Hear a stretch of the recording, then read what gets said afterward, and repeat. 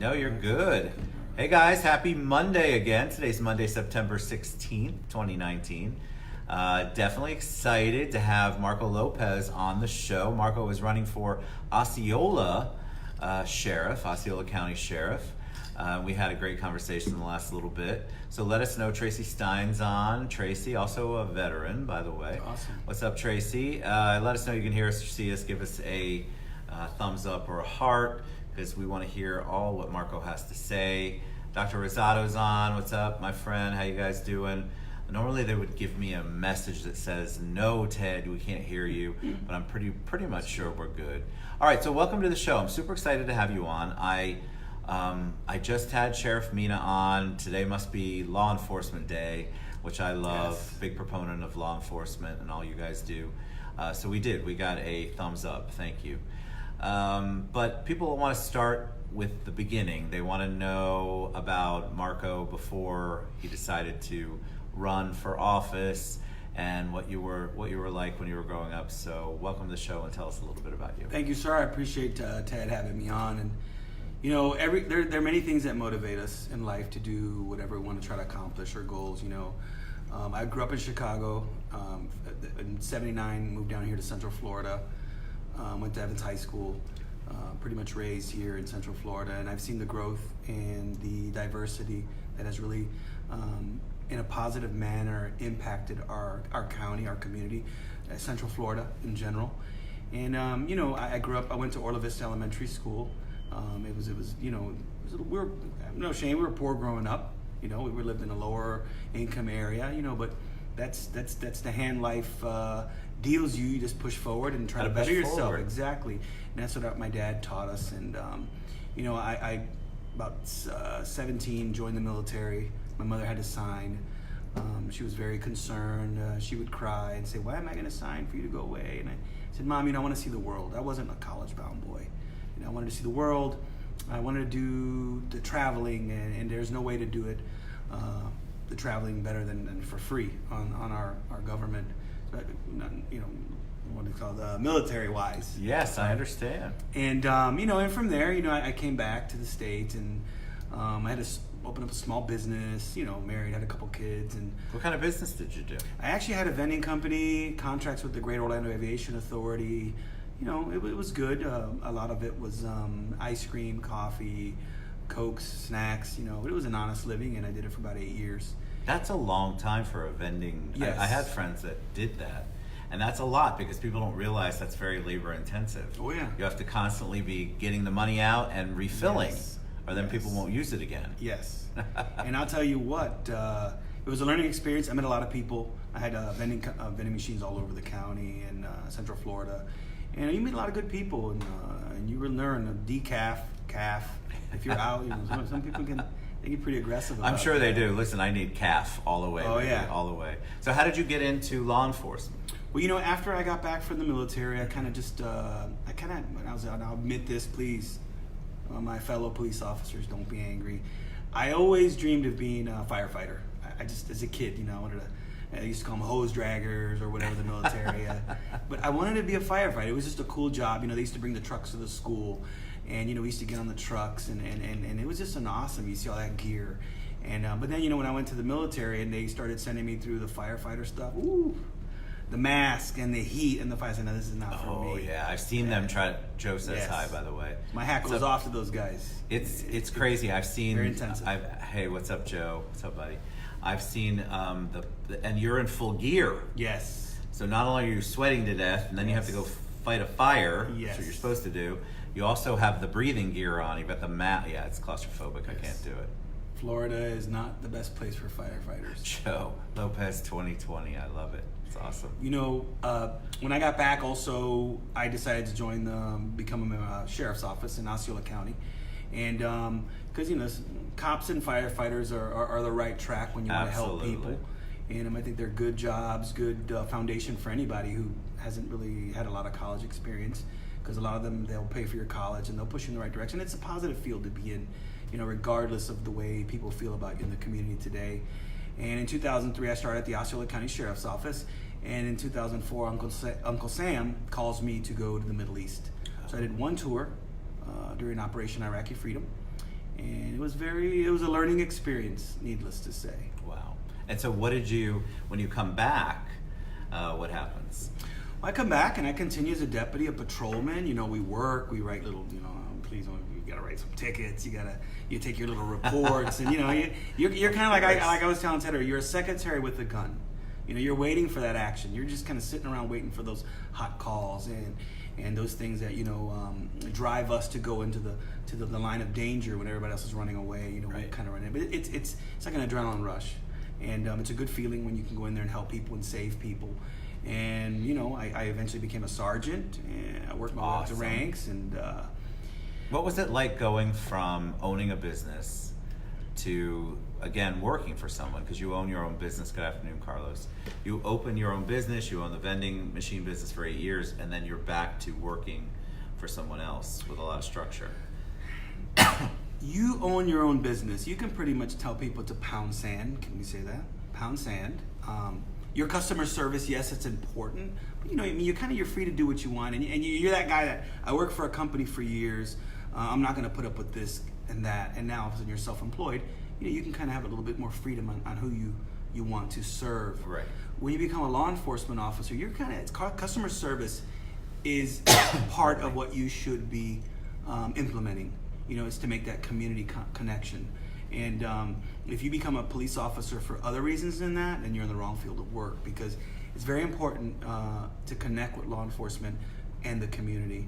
We have a big disconnect. It's been going on since about the late 90s.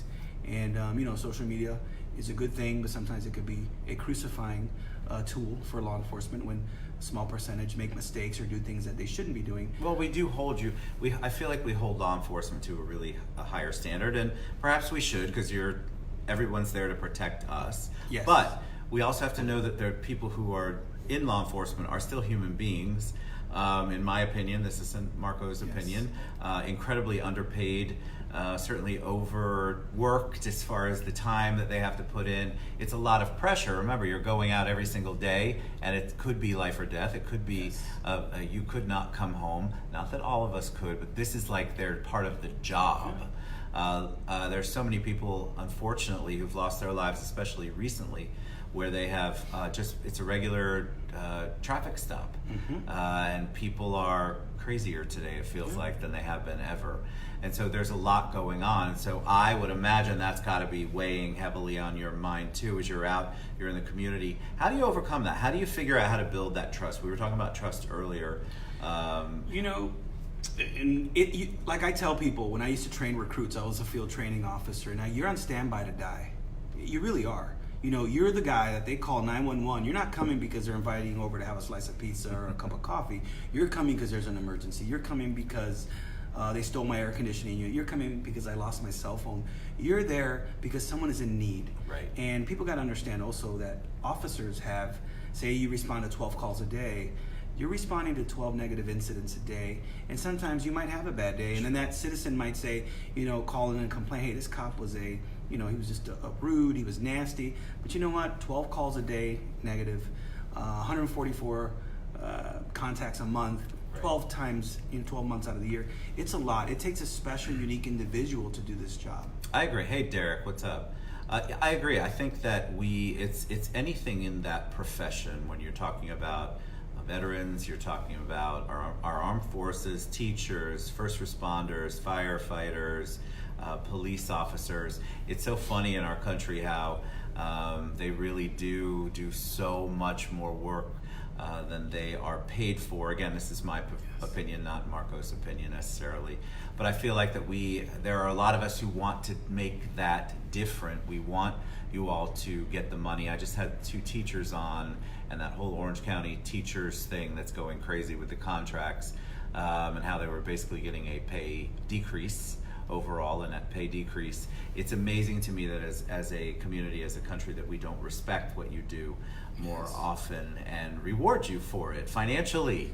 Come on, guys, they go out in the morning. What did you say? They're in line to be Standby to die. Standby to die. Yes. I've never heard that before, but I'm never going to forget it.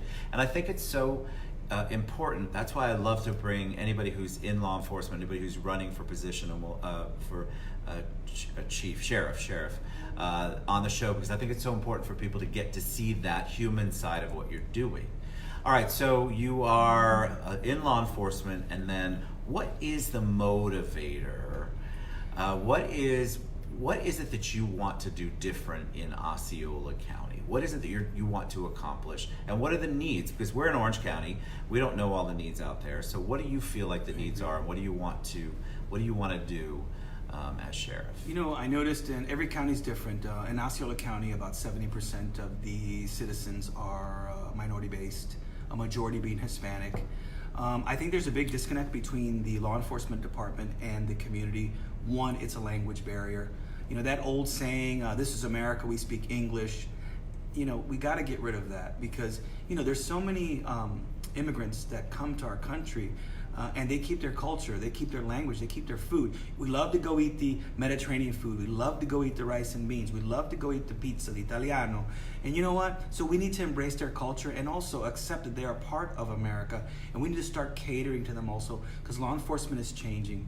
You know, as a police officer, if I can hire 60, 70 more bilingual police officers, I mean, if you're Chinese or white and you speak Spanish, hey, you are an essential, valuable tool to the department, because you can communicate, and communicating is key. And I think when we have that us versus them mentality, that 1990s mentality of policing is really going out the window. We need to really start reaching out to the minority groups and start looking like the people we serve. And that's part of the reason why I decided to run. I noticed a lack of diversity at the department. You know, pretty much a 70% minority-based community, and 73% of all the employees at the Sheriff's Department are Anglo or Caucasian. And there's nothing wrong with that. But you know what? Let's start employing, let's start recruiting, so we can start building those bridges and become that community involved with that Sheriff's Department and look like the people you serve, to really build those relationships in a positive manner. Well, I think it's important. It goes back to the trust too. If there's a language barrier, then what could be going on one side and you don't know it, because you don't speak the language, could be deadly.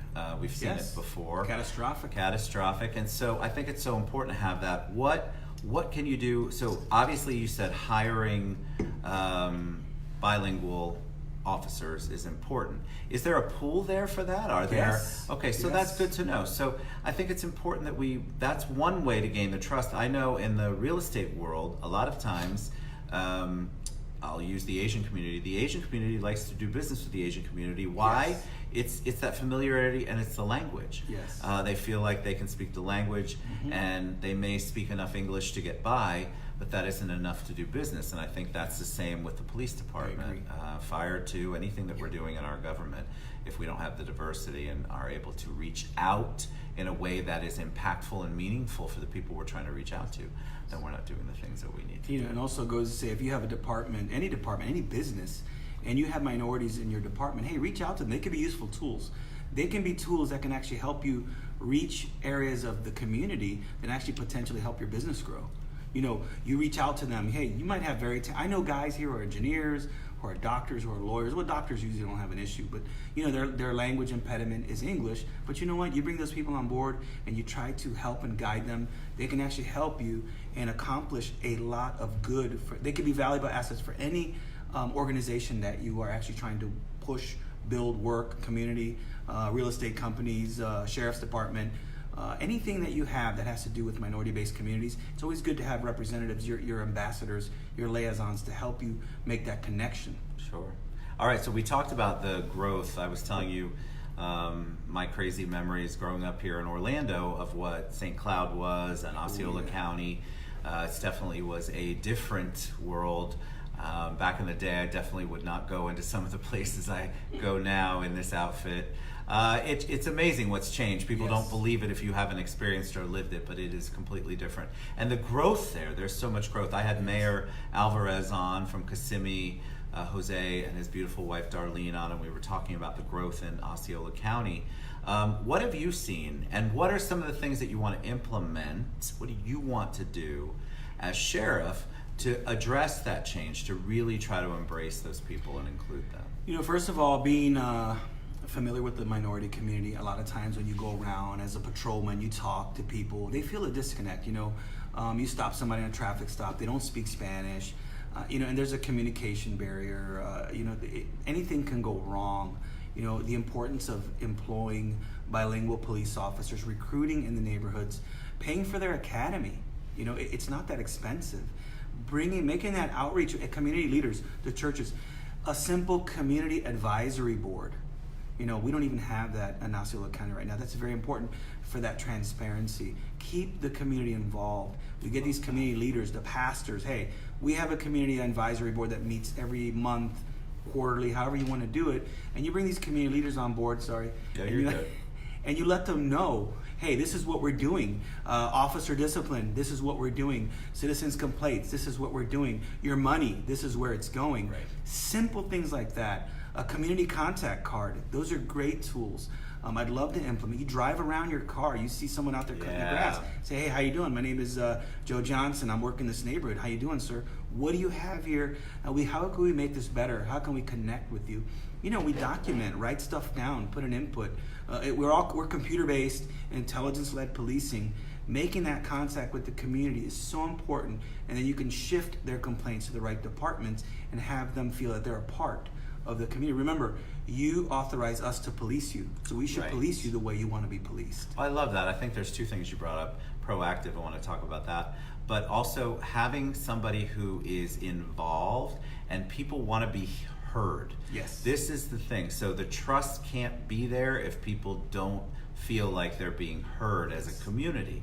And so how can you be heard if there aren't some important language implementation of language issues and initiatives input. So I think that's really critical. Being proactive, let's talk about that, because I served on the Mayor's Academy one term here in Orlando, and I loved every second of it. Why? Because I got to meet with, and I felt like the people who were running my city were accessible and would listen, and I was heard. And I think that if you top down, if you promote that and you make that important, people will respond. And how else again are you you're gonna get that trust? How are you gonna build that trust, gain it, and keep it if there isn't open communication? Well, there can't be open communication if you're not listening. And so we as public officials, I'm not a public official, we as people who are in the community, who are out there being community advocates, we have to listen, because we don't always know the answer. And so I love that. I love the fact that proactivity is so important. And especially with the police, because you have, as you know, we all watch the shows, you've got the mainstream, you've got video, you've got Facebook Live now, you've got all this stuff going on. We're gonna go live when this traffic stop happens. I'm not opposed to it, but we have to hear all sides of the story, and we have to be better about training our officers, training our first responders. When we win, we can bring you on board. Yeah. We can do a live on a high-speed pursuit. Do a live. You got to sign a waiver. Oh, I have to sign a seatbelt on, without bother feet. There's waivers involved. Well, yeah, if we're going to be doing all that. All right, so what's the long term for you when you're running, right? So I don't know, when is the election? The primary is in August of 2020. Okay, so you've got a long time. This is a build-up. I had Mayor Dyer on because he's running again, and his is this November, which is interesting. But we can't confuse me with Joe Lopez. Great guy. I love you, Joe. He's a friend. But, Osceola and Orange, two different. That's correct. So, because a lot of people ask me, Joe, you're doing such a great job. Oh, do they think you're Joe? Yeah, so I'm Marco. Red beans, black beans, Cuban, Puerto Rican. He said that earlier, Joe, if you're still watching, and I'm first. A little bit different, but it's just the way it goes. But I think it's important I love that you're getting ahead of it. I love that there are multiple people who are getting involved. I think that says a lot about what's going on in our world, and we're trying to figure out, all of us want to try to make a difference, which is really cool. What's the long term for you? So you have, let's say you have sheriff, and then do you want to stay in, have you had enough experience now to say, I like politics? Because remember, running an organization, being an elected official, and going through campaigns and politics, totally different things. They all have to come together in one crazy world. But you have goals you want to do, and that's just a necessary evil to get there. So do you want to do something forward? Do you want to keep going? Do you want to run for more office? Do you want to get more involved in the county or the city, or the county or the state? No, growing up here in Central Florida and seeing such a large influx of Latinos moving here, I think it's very important, because in the future, pretty much, I would say 90, this might be, they're talking about, this might be more Latino based than Miami.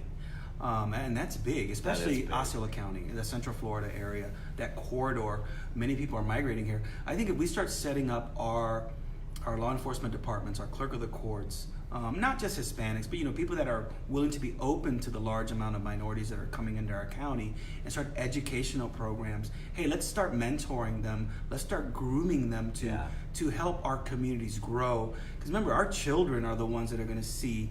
We're paving the way for them, and that's what we need to do to be involved. As for a long-term political aspirations, no, I wanted to retire at 55, but I'm pushing 50 now. Hopefully, when I win, just do a couple terms to get this place on the right track, and really push a lot of this good ideology to get our communities to work better together. And from there, I just want to retire, sit on the porch, ride the horsies, ride the the chickens, the goats, and do wear my boots. I'm a country boy. That's right. He's got boots on. I'm a country boy. I'm not gonna lie. I grew up with chickens and cows. It's the good life. The city stuff makes me nervous. I was telling him earlier. He was guaranteeing me that this is a solid structure, but it is a solid that's why I'm holding on to him. He is a little bit, which is good. It's all right. But that's the part of life. Not everybody likes heights. Monica, just a second. Louis wanted to know what you're running for. He's running for Osceola County Sheriff. That's what he's running for. What Marco's running for. How is it that people that are educated and protected, our children, are the most underpaid people in this country? All right, this is one of my biggest beefs. I have this beef with our armed forces, first responders, teachers, you name it. It just has been set up that way. It's so crazy. It boggles my mind. I don't have the answer, but I love it when people stand up and try to push through that. When I had David Grimm and Rob Prater on to talk about that, and I was so happy that they actually were able to push back on the union, and the union did not pass that teacher quote-unquote raise that they were putting in and approve the contract. You just have to have a voice. We have to be more vocal for the people that are serving us. We have to be more of an advocate and a proponent as citizens, that we benefit from everything that they do, all of them, and we have to, as a group, as the citizens of the United States, our county, our city, wherever you're at, we have to be more vocal. This is my opinion. And we have to do more things. One of the biggest focus on TED's community and the TED Show is that we want to give you a voice. We want to give you a platform. We want you to know about the things you don't get to know and the things that you don't get to say, or you don't feel like you get to say. That's why accessibility is so critical. Yes. Whenever I have anybody on who is part of this whole crazy world that we live in politics and government and public officials, I want to know accessibility, and I want people to know that they have accessibility. Yes, something has to be done, and people have to unite. We have to get together behind the people who are providing us incredibly important, if definitely life-saving services, and are not. What's it? Here we go. All right, so I'll let you answer. What's his position on medical cannabis in Osceola County? Medical cannabis, is it legal or illegal is actually the question. If it's legal, we shouldn't have an issue with it at all. You kept your card, you can identify yourself with, hey, I'm a legal cannabis user or issuer for medical purposes. But you got to remember, if you want to use cannabis for medical purposes, you can't. It's just like getting a DUI if you're driving around the streets on that. And there's a prescription on that prescription. It'll tell you the times and the uses, and usually probably right before bed. So if in the middle of the day, you got your prescription card and you're stoned off your mind, I mean, you're potentially a danger to the public. I do have a stance on cannabis a little bit. We have issues right now in our courts. They're so cluttered. We have the misdemeanor, the citation, or the ticket. There's other things we can do to try to alleviate that burden on the courts. And cannabis isn't going such a different direction lately. It's something that we really have to monitor. But remember, a lot of things, if it's legal or illegal, it's just going to depend on the amount or the reasons you're doing what you do with that cannabis is how we're going to address every issue individually. Well, I've had Dr. Rosado on the show, and I'm a big cannabis proponent. I'd like to see it all done, but here's the deal with that. It's like anything else. You don't want to be impaired. I think that's what Marco's saying, is that you don't want to drive impaired, operate machinery impaired, just kind of like alcohol. But I really believe, I love that you asked that question, because we're not talking, it seems like, it's funny because we are moving in such a different direction, and it does have to be addressed. It has to be addressed. We are evolving, which I love. I'll tell you, Dr. Rosado has been a big proponent of most of my personal violent encounters as a law enforcement officer were alcohol. And it's they get out of the car, they get that liquid courage, they want to fight, they bow up. Marijuana, I think they want to pass the Cheetos, let's relax, and hey, it's just weed. The fact that there are people suffering in jail with some of the charges they have make me insane. That makes me totally insane. Even traffic. I know. I want to go to prison for traffic charges. I know. Oh, I know. That's crazy too. That's why I love having law enforcement on my show. Oh yeah. Well, I'm kidding. It's hard. People don't understand that you need a car to move and go back and forth to work. A lot of these traffic fines and things, that the way that they regulate the traffic has nothing to do with the sheriff's department or law enforcement. Just so you know, it's a total separate division.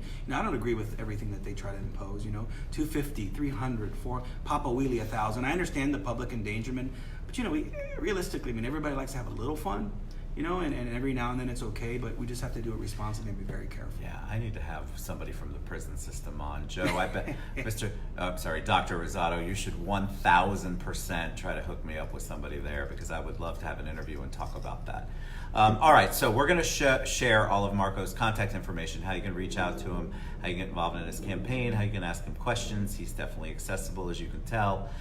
You just don't ask him to come to the 18th floor of any building at some point. I just freaked him out again. You're right. So I always like to ask about mentors. Mentors are a big thing. I think we need to do a better job at mentoring people in our community. Just give a shout out or two to mentors in your life that have made a difference. I've got a couple people in my life, parents. My dad is a perfect example. He came to this country when he was young from Puerto Rico, pretty much one pair of shoes, one pair of pants, a couple undershirts and a couple white shirts. And he came and worked. He made it. He's pretty much the American dream. They all came here looking for that opportunity. And yes, it's a little bit easier to come from Puerto Rico to here because we are American citizens.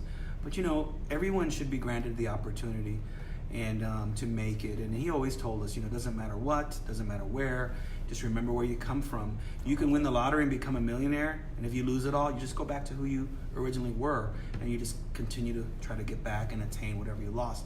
But you can't just give up. You always have to keep pushing forward, and that's one of the things that he always taught us. That's awesome. Hard work, dedication, just never forget where you come from and who you were.